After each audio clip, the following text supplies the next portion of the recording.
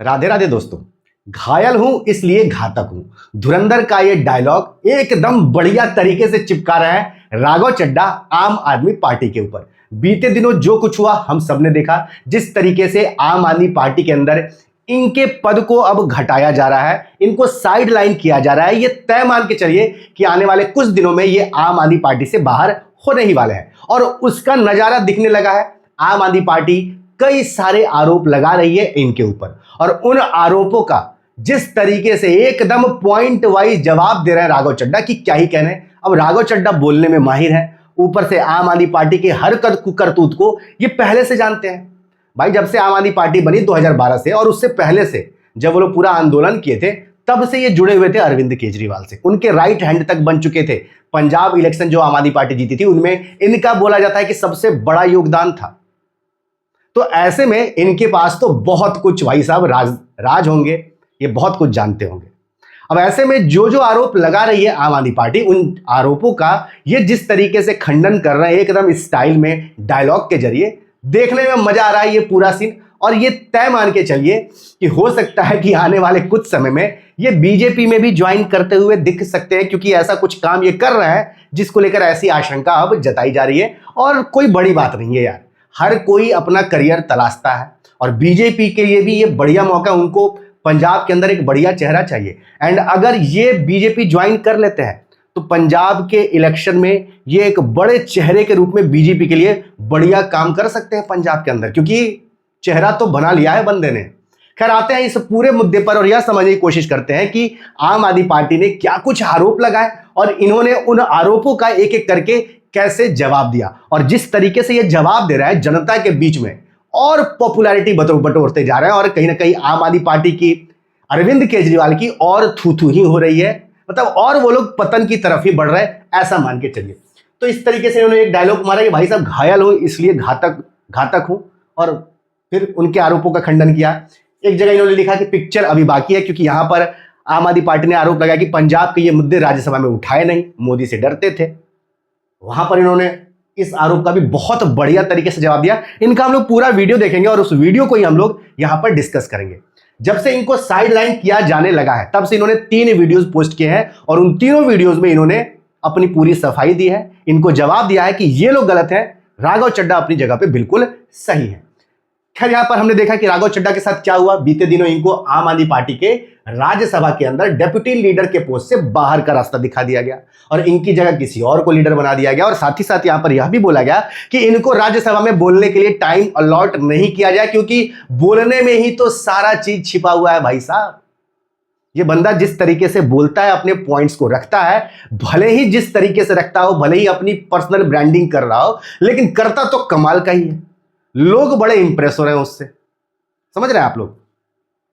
अब यहां पे सबसे पहले आप सबको पता है कि आम आदमी पार्टी का इतिहास क्या रहा है।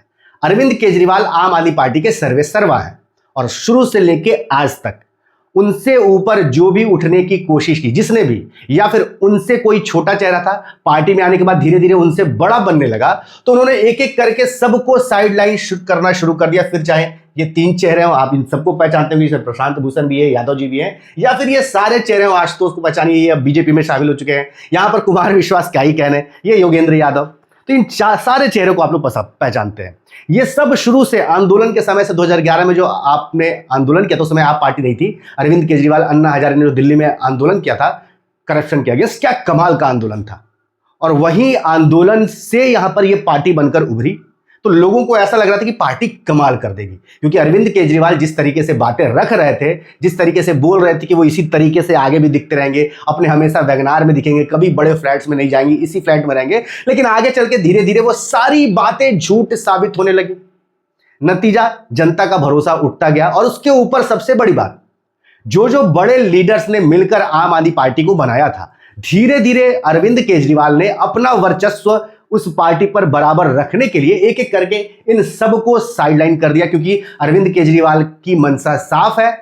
इतिहास को देखिए आप लोग, आम आदमी पार्टी के उनसे ऊपर वो किसी को बढ़ते हुए देखना नहीं चाहते हैं। जो भी बड़ा या फिर जो भी बड़ा चेहरा था उन सबको उन्होंने साइडलाइन लगा दिया, ताकि ऐसे लोग ही आम आदमी पार्टी में रहे, ऐसे लीडर ही आम आदमी पार्टी में रहे जो कि उनके उंगली पर नाचते रहे, उनके उंगली के ऊपर जो नहीं नाचा वो आम आदमी पार्टी से बाहर का रास्ता देखा। और कहीं ना कहीं वही हाल अब राघव चड्ढा का यहां पर हो रहा है। अब आते हैं एक एक करके जो राघव चड्ढा ने जवाब दिए। सबसे पहला राघव चड्ढा का जवाब आया था जब इनको आम आदमी पार्टी ने डेप्यूटी लीडर के पोस्ट से राज्यसभा के अंदर हटाया था। देखिए इन्होंने क्या कुछ बोला।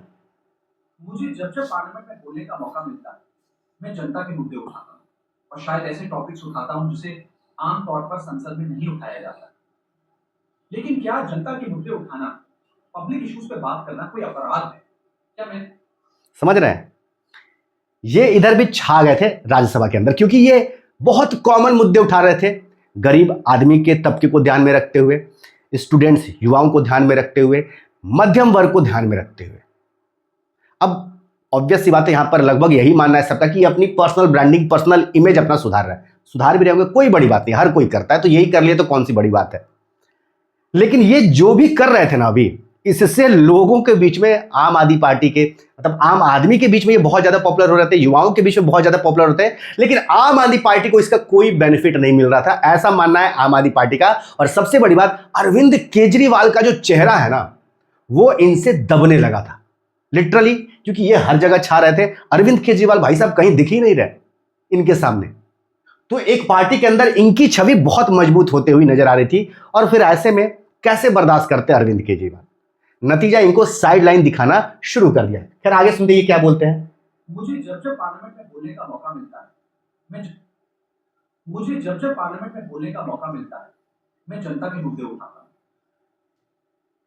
सुनिए, सेक्रेटेरिएट को ये कहा है कि राघव चड्ढा के पार्लियामेंट में बोलने पर रोक लगा दी जाए।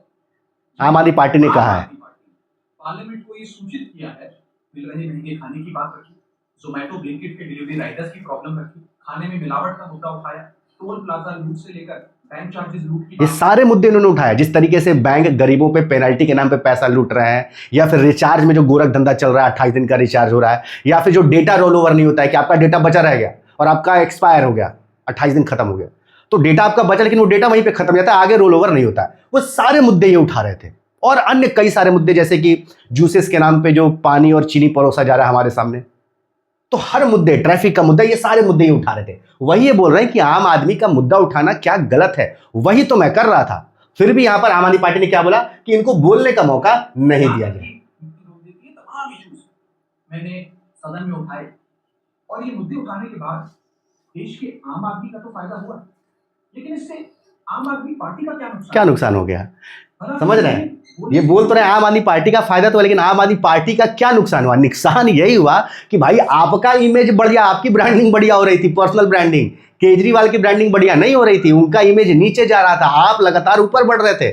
और ये केजरीवाल कैसे बर्दाश्त करते भाई साहब, जिसको अब आदत पड़ गई है शासन करने की आम आदमी पार्टी के अंदर, वो कैसे ये देख सकता है। और ये तय था भाई, ये तय था, ये हो रही था और लास्टली वही हुआ। आपको जानकर आश्चर्य होगा कि एक पॉडकास्ट में देख रहा था कुमार विश्वास की, शायद लल्लन टॉप के साथ होगा उनका पॉडकास्ट। उस पॉडकास्ट में उन्होंने बोला था कि भाई 1 साल के अंदर अंदर तुम देखना राघव चड्ढा को बाहर निकाल दिया जाए, क्योंकि ये बंदा जिस तरीके से पॉपुलर हो रहा है ये अब अरविंद केजरीवाल को पचेगा नहीं। और लास्ट देखिए उनकी प्रेडिक्शन कितनी सही हो रही है यहाँ पर।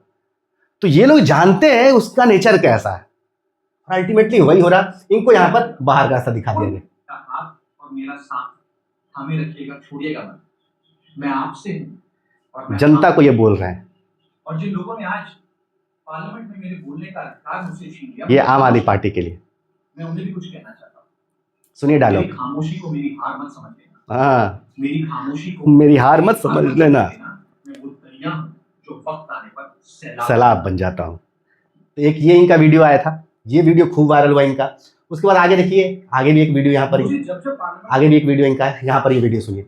ये दूसरा वीडियो इन्होंने बोला, यहाँ पर दरअसल आम आदमी पार्टी इन पे 3 आरोप लगा रही है, ठीक है, कि ये जब भी अपोजिशन वॉकआउट करती है राज्यसभा से, ये वॉकआउट नहीं करते हैं। एक तो ये आरोप लगाया, उसका इन्होंने जवाब दिया।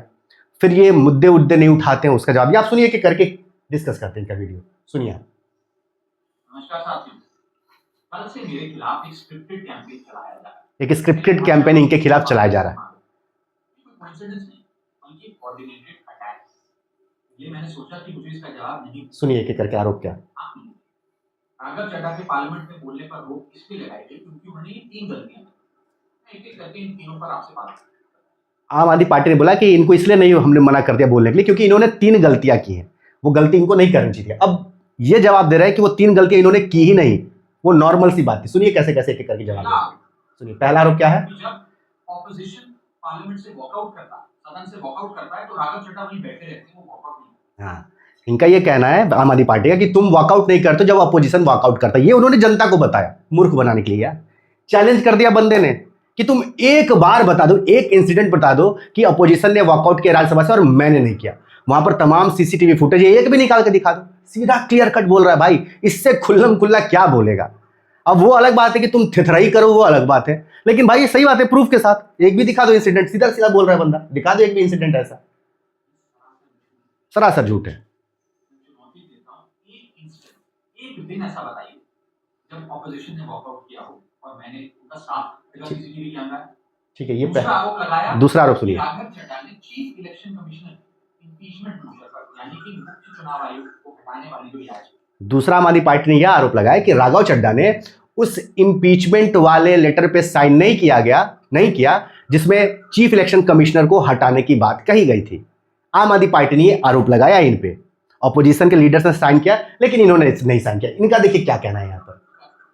साइन करने से मानते हैं। दूसरा सफेद, ना मुझे आम आदमी पार्टी के किसी भी नेता ने इस मोशन पर साइन करने के लिए कहा, ना औपचारिक तौर पर कहा, ना अनौपचारिक तौर पर कहा।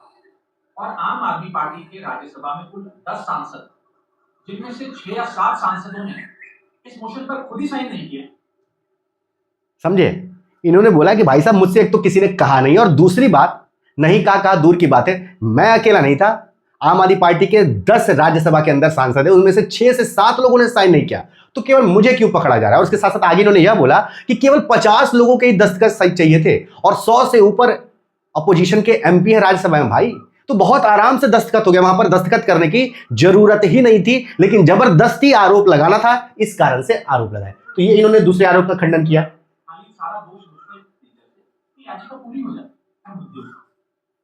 पहली बात मैं बता दूं कि मैं पार्लियामेंट में पहली बात मैं बता कि 105 विपक्षी सांसदों में से मात्र 50 सिग्नेचर से याचिका पूरी हो जाए, तो इतना शोर।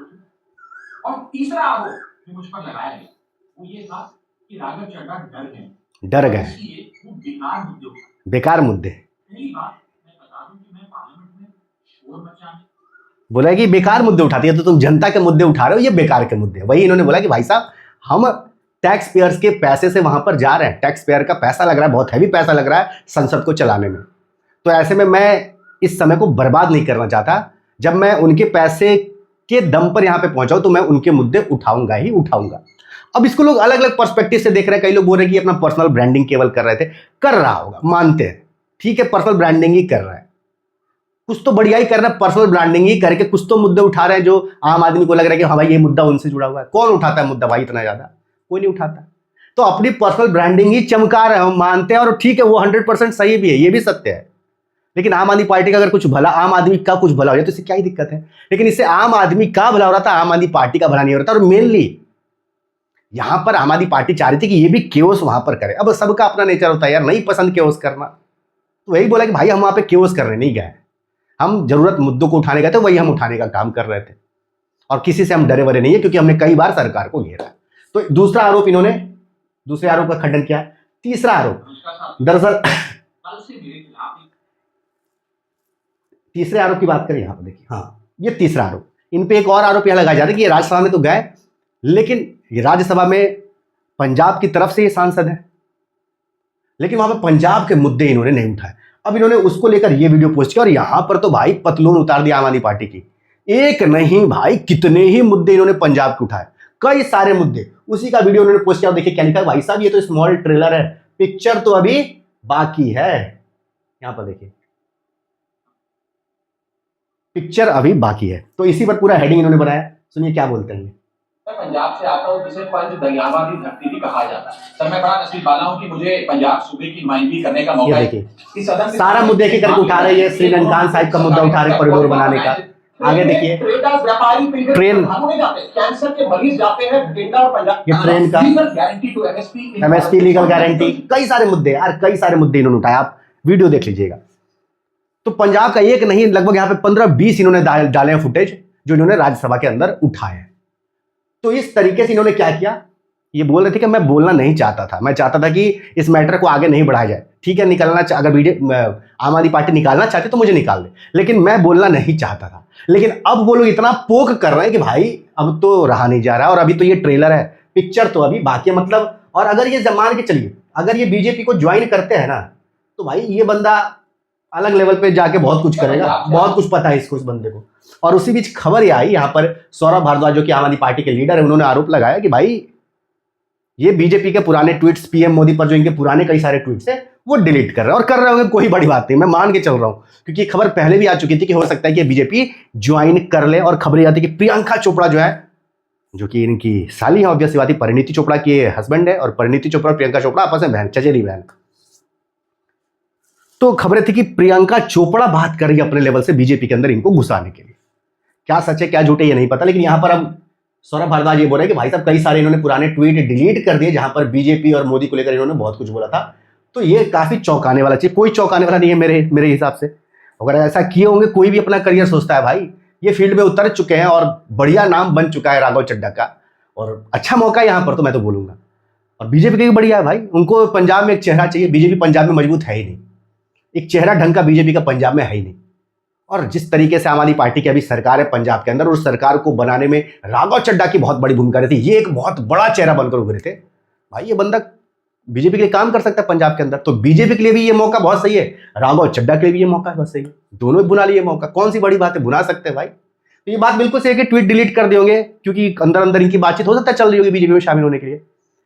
लेकिन यहां से ये समझ में, ये तय मान के चलिए कि एक तो अरविंद केजरीवाल का जो चरित्र है वो एकदम पक्का दिख रहा है कि भाई वो अपने से ऊपर आम आदमी पार्टी के अंदर किसी को देखना नहीं चाहते हैं। और दूसरा ये भी तय मानिए कि आम आदमी पार्टी का जो पतन है ना, वो 110% हो रहा है, और भी अभी होगा भाई। इनका देखिएगा, इनकी सरकार पंजाब में भी जाएगी, लिटरली जाएगी पंजाब के अंदर, क्योंकि इस तरीके के रवैये से पार्टी नहीं चलती है, इतना एरोगेंस से पार्टी कोई नहीं चलती है, नौटंकी से पार्टी नहीं चलती है, बहुत कुछ करना पड़ता है। आप ऐसे करके एक एक करके अपने सारे लीडर निकालते रहोगे तो एक मिसट्रस्ट जो है ना, एक ऐसा इमेज जा रहा है अरविंद केजरीवाल का जनता के बीच कि भाई साहब ये किसी पे भरोसा नहीं करता, ये ऐसी करके सारे अच्छे लोगों को निकाल रहा है अपनी पार्टी से, और निकालने के बाद वो दोषी हो जा रहा है बंदा, इसके लिए वो गलत हो जा रहा है, और सबको इसी तरीके से निकाला, गलत साबित कर करके, गलत बोल बोल के निकलने के बाद वो गलत हो जा रहा है, उससे पहले उससे बढ़िया कोई नहीं। तो ये चीजें दिख रही है, एक के साथ होता, दो के साथ होता, लगातार 15, 20, 25, 30, मतलब समझिए कि एंटी करप्शन जो इन्होंने आंदोलन चलाया था उसमें जितने भी बड़े लीडर थे ना, सब इसको छोड़ चुके हैं या फिर इसने निकाल दिया है। तो इसके इमेज जो खराब हो रहा है ना, वो उसका कोई मेक ओवर नहीं है। बाकी आपका क्या कहना है? राघव चड्ढा जिस तरीके से एक एक करके बखिया उधेड़ रहे हैं आम आदमी पार्टी का, क्या ये कुछ बहुत बड़ी बातें भी आगे आने वाले समय में कहने वाले, कुछ बहुत बड़े खुलासे करने वाले हैं? आपका क्या कहना है अपनी राय जरूर कमेंट करिए, और देश दुनिया से जुड़ी ऐसी खबरों को विस्तार से जानने के लिए ये जो हमारा नया चैनल है शेखर राजपूत अनफिल्टर्ड, इसको जरूर सब्सक्राइब कर दीजिए।